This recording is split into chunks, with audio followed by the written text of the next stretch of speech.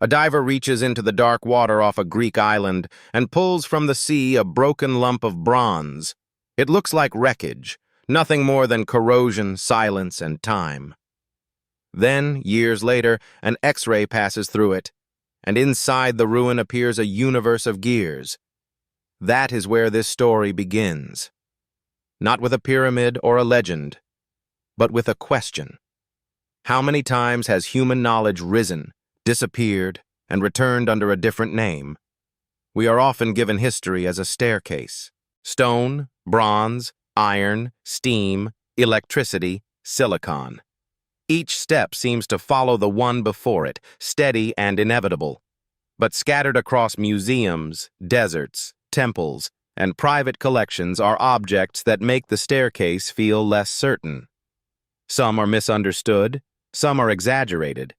Some may be fragments of lost skill rather than lost civilization. Still, each one asks the same quiet question. What did the ancient world know that we have forgotten how to see? The past does not speak in complete sentences. It leaves behind shards, stains, tools, machines with missing parts, and names carved into stone by hands we can no longer question. For a long time, historians and archaeologists had to build a picture of the ancient world from what survived by accident. Bronze sinks, paper burns, wood rots, and memory becomes rumor. The things that remain are not always the most important things. They are simply the things that endured. This matters because invention is rarely a single lightning strike. It is usually a chain of experiments, workshops, failures, apprentices, and quiet improvements passed from one generation to the next. When the chain is broken, the final object can look impossible. So when we find something ancient that resembles a battery, a lens, a computer, or an aircraft model, the first question is not whether history has been overthrown. The first question is more human. What larger world once surrounded this object, and why did so little of that world survive?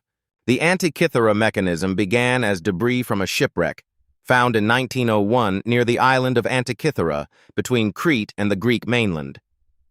Sponge divers brought up statues, coins, amphorae, and a strange bronze mass that seemed too damaged to explain.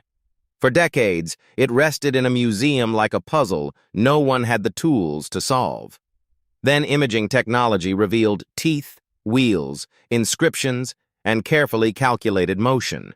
More than 30 gears had once turned together inside a handheld device built around the 2nd or 1st century BCE. It modeled the sky. It could track cycles of the moon and sun, anticipate eclipses, and connect celestial time with civic time, including athletic games. This was not magic. It was mathematics translated into metal. The unsettling part is not that Greeks were intelligent. Of course they were. The unsettling part is the absence of a long trail of similar machines.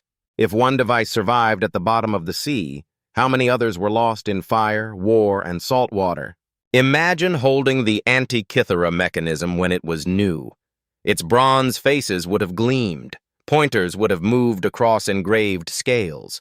A user could turn a handle and watch the future of the heavens unfold through mechanical prediction. That is the emotional weight of the object. It reminds us that ancient people were not living in a dim prelude to modernity. They looked upward with hunger, discipline, and patience. They wanted to know when darkness would cross the moon, when seasons would turn, when festivals would arrive, and how human life fit inside cosmic rhythm. Yet the mechanism also reveals a wound in the historical record.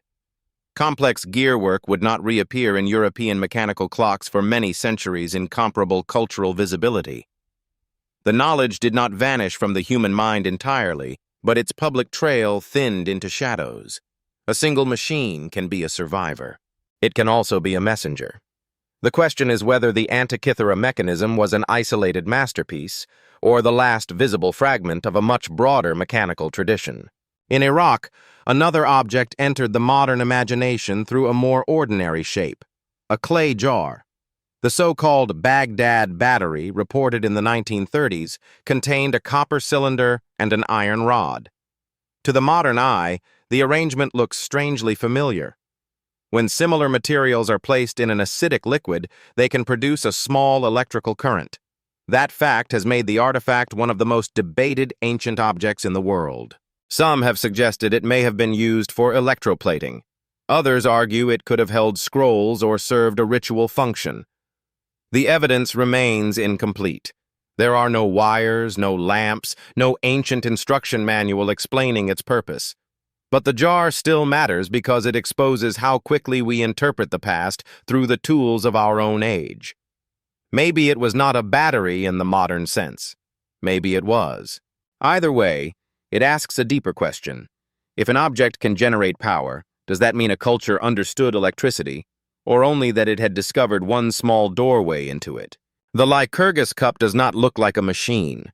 It looks like beauty. Made in the Roman world in the 4th century, it holds its mystery in color, changing from green to red depending on how light passes through the glass. Modern analysis has shown that tiny particles of gold and silver are suspended within it at nanoscale dimensions. The effect is not painted on. It is embedded in the material itself, a meeting of art, chemistry, and light so delicate that it still feels alive after more than 16 centuries. It would be careless to claim that Roman craftsmen possessed modern nanotechnology as we understand it today. They did not write in our scientific language, and their methods may have been practical, accidental, or guarded as workshop knowledge. Still, the result is real.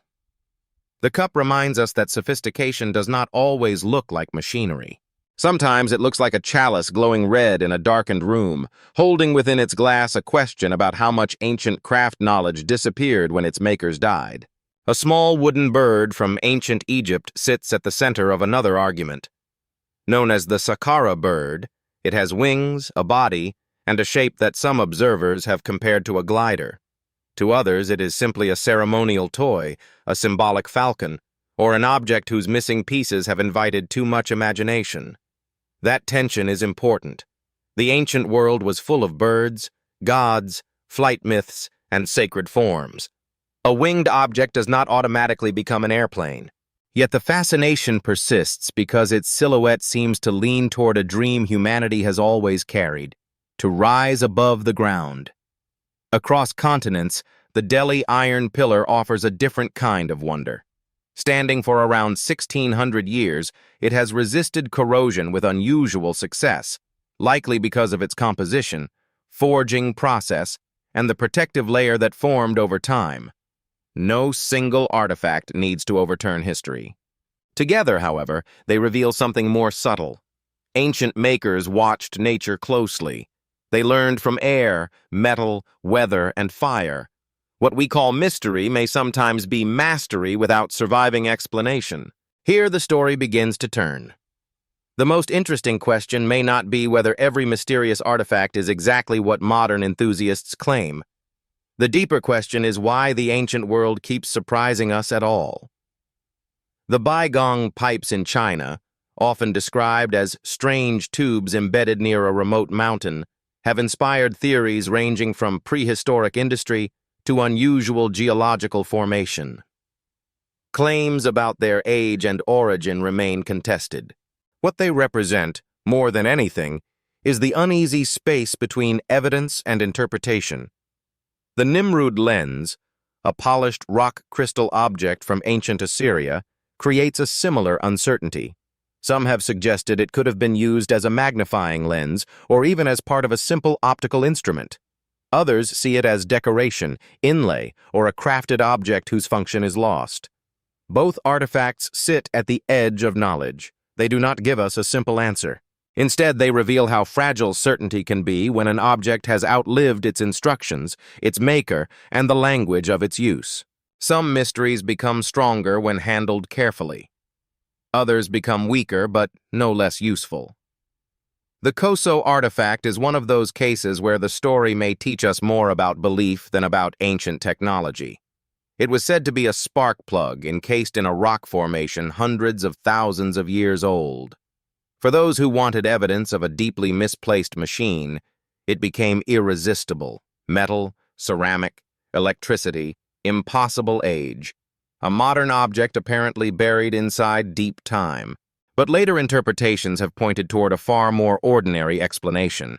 It was likely a 20th century spark plug, surrounded by hardened mineral material rather than sealed within an ancient geode. The mystery did not vanish because people were foolish. It grew because the image was powerful. This is the midpoint of our journey. Not every anomaly is a doorway to a lost civilization. Some are mirrors. They show how badly we want the past to contain a message addressed directly to us. The Roman dodecahedrons are quieter than the Kozo story and far more enduring.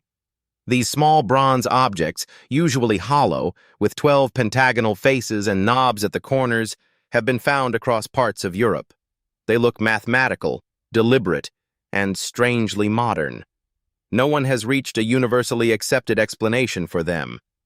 They may have been measuring tools, candle holders, gaming objects, religious items, knitting aids, rangefinders, or something else entirely. Their mystery comes not from impossible age, but from missing context. That is often how the past confounds us, not by breaking the laws of physics, but by slipping free of ordinary meaning. An object that once made perfect sense in a Roman household, workshop, shrine, or military camp now appears almost alien because the everyday world around it has disappeared. The dodecahedrons ask a humbling question. How many familiar objects in our own homes would become mysterious if found 2,000 years from now with no batteries, no manuals, and no living memory of their purpose? In Colombia, small golden figures associated with the Quimbaya culture have stirred another long debate. They resemble animals, insects, or birds, yet some have noted that a few appear to have swept wings and vertical tails like aircraft. Model builders have created enlarged versions that can fly, and this has made the objects famous as possible ancient airplane models. It is a captivating idea. Gold, flight, and the jungle combine into a vision of lost engineering shimmering in miniature. Still, caution is necessary. Aerodynamic resemblance does not prove technological aviation. Nature itself is aerodynamic. Fish, birds, and insects all carry forms that a later machine might echo. Ancient artists could have captured those shapes without building aircraft, but the figures remain powerful because they reveal the imagination of flight in material form. Whether they are sacred animals, stylized creatures, or something more speculative, they remind us that the dream of crossing the sky is not modern. It is ancient, emotional, and persistent. By now, the pattern has changed. We began with objects that seem to challenge the timeline of invention. But the real story is not a courtroom case against history. It is a study of how history is built from surviving evidence. The Antikythera Mechanism shows that mechanical astronomy reached a level once thought unlikely for its time. The Lycurgus Cup shows that ancient materials science could produce effects we still admire. The Delhi iron pillar shows that craft knowledge can achieve durability through methods not easily reduced to a modern slogan. Other objects are less certain, more disputed, or partly misunderstood. The Baghdad Battery, the Saqqara bird, the Baigong pipes, the Nimrud lens, the Koso artifact, the Roman dodecahedrons, and the Quimbaya figures all occupy different places on the spectrum between artifact, interpretation, and myth. This does not make them worthless. It makes them human. They teach us that wonder and skepticism are not enemies. Together, they keep us from both arrogance and gullibility, which may be the only way to approach a past that can no longer defend itself. Every civilization believes it is standing near the summit. The Romans looked back at older kingdoms and forward to eternity. Medieval scholars copied ancient texts by candlelight, saving fragments they did not always fully understand. Modern people hold glass screens and imagine that memory has finally become permanent. But permanence is an illusion. Libraries burn, ships sink, languages die. A workshop method can disappear when the last person who knows it fails to find an apprentice. A machine can become scrap when the culture that used it no longer exists. This may be the most haunting lesson of ancient inventions. Knowledge does not simply move forward. It gathers, scatters, returns, and transforms, Sometimes it survives as science, sometimes as ritual, sometimes as an object in a museum drawer, waiting for the right tool to reveal its interior. The past may not be a lie. It may be incomplete, and an incomplete story can feel dishonest until we learn to read its silences as carefully as its words. Return for a moment to that lump of bronze lifted from the sea. Before the X-rays, before the reconstructions, before the models and debates, it was almost nothing, a corroded remnant from a shipwreck. Then it became a machine for thinking about time. That is what these 10 objects offer us. Not a simple overthrow of history, and not proof of a vanished world more advanced than our own in every way.